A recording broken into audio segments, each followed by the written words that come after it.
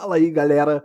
Hoje vamos falar sobre Castlevania Symphony of the Night. Você que não conhece esse clássico e você que já conhece e quer saber um pouco mais, vem comigo!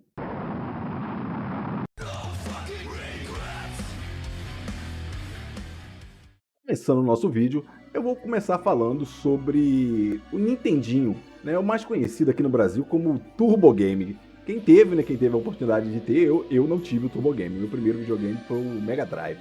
Eu joguei bastante, foi Sonic 2, alguns joguinhos aí de Mega Drive.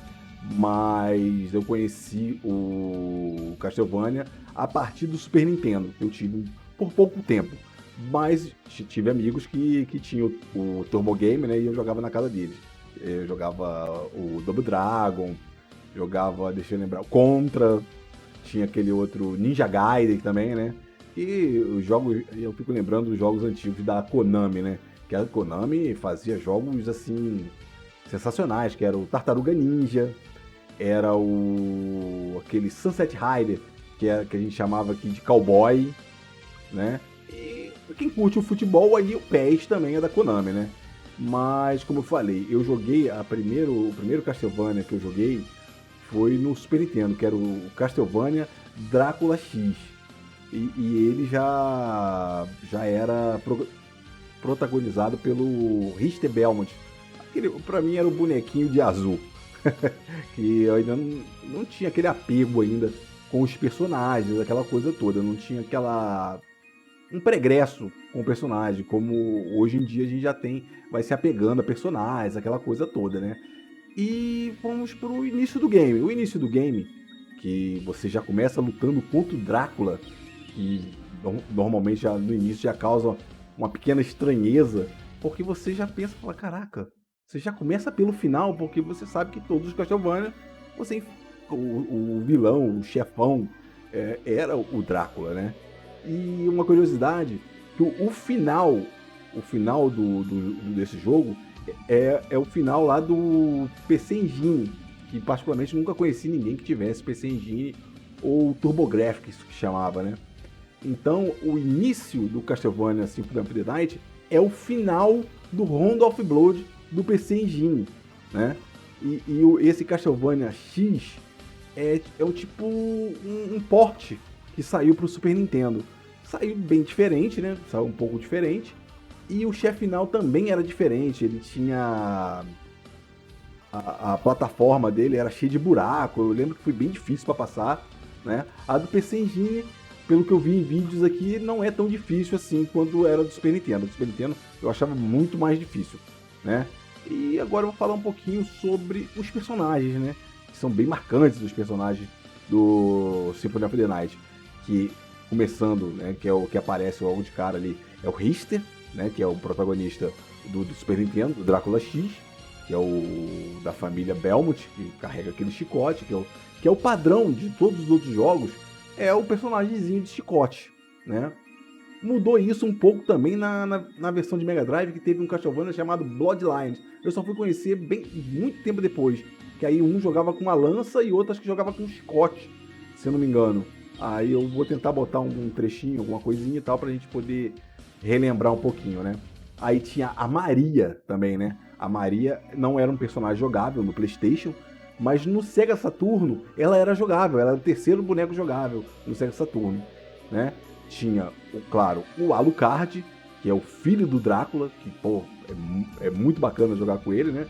Que o Richter você pode até jogar com ele de novo, só que depois que você salva aí na hora de você escrever o nome ali, você tem que escrever o nome Richter, que aí ele fica jogável. E também tem um outro código que é o Axe Lord, que aí você joga com a armadurazinha. Esse daí particularmente eu nunca gostei.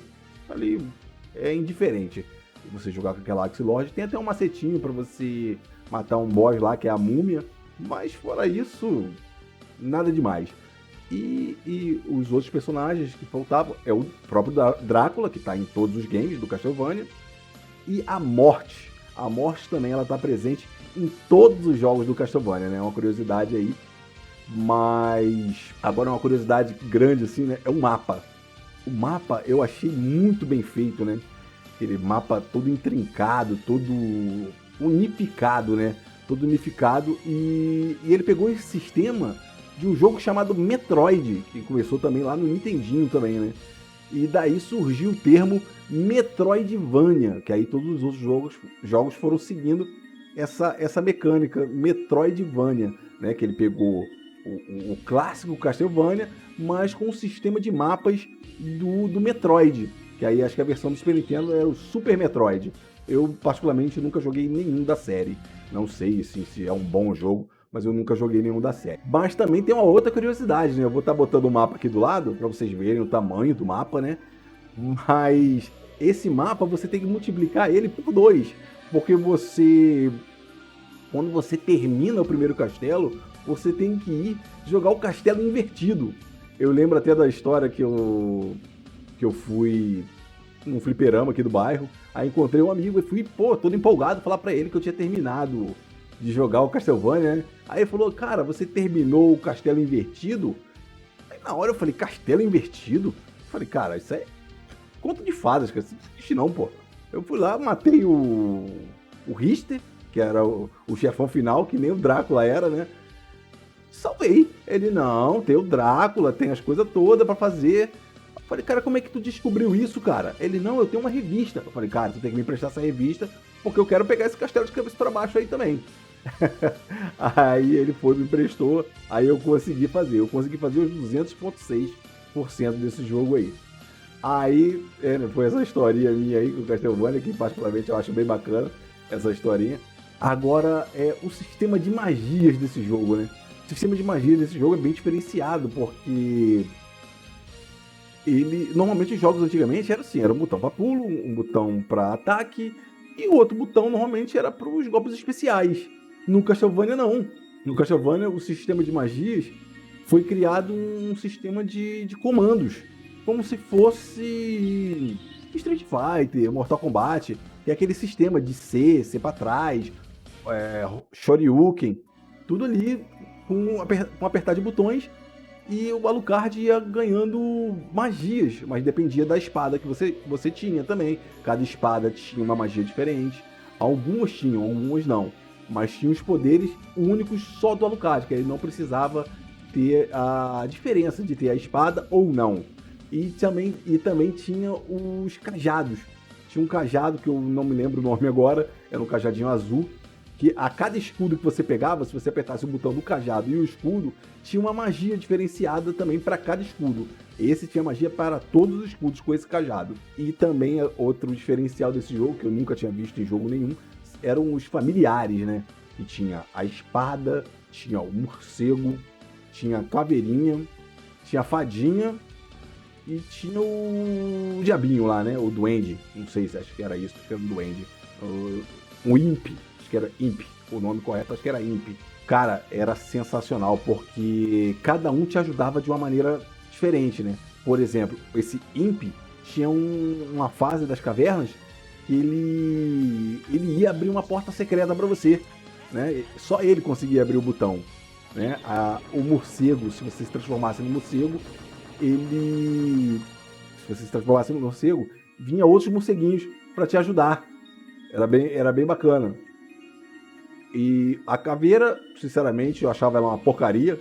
Agora a fadinha era pra te ajudar a te dar HP, te tirar status negativos quando aquelas cabeças de medusa te petrificava. Se você tivesse aquele antídoto anti-petrificação, ela ia lá, atacava, te ajudava. Não precisava você ficar indo no menu, essas coisas todas, entendeu? Então era uma mão na roda em alguns momentos.